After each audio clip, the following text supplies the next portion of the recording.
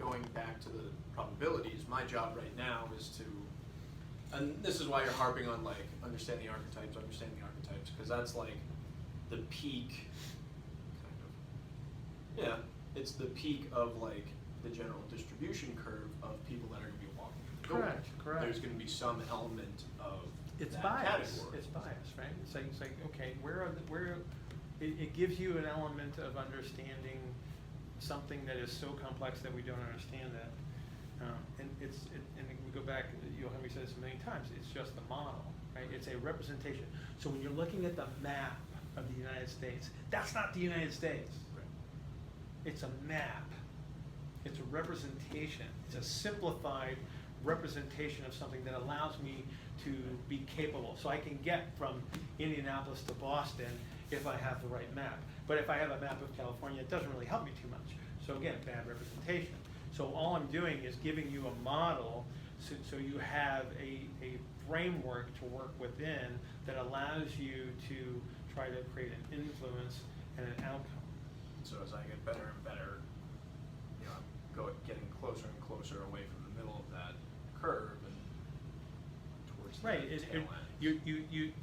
So it's a target, right? So right now you're at the bullseye of this infinitesimally small amount of information, right.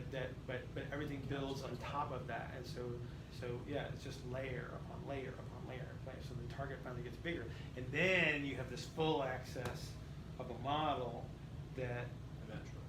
yeah, that's the goal, right? But that's literally why you're here, is so you have this. But part of that model now becomes the communication element and the interaction element and the physical contact and the asking permissions and all of that stuff is matters. Still It's like, part of it. yeah, absolutely, because and that's reps.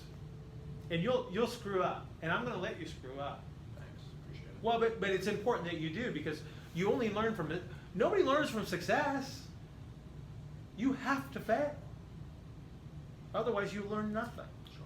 Nobody learns from success. People walk away going, I did exactly what I was supposed to do, and that's why I was successful. No.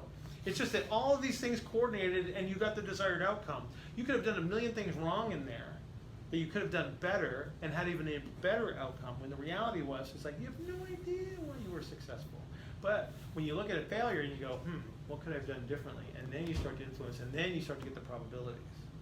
Because being able to look at this from a probabilistic standpoint will make you infinitely more successful. Because that's how you treat. You treat on probability.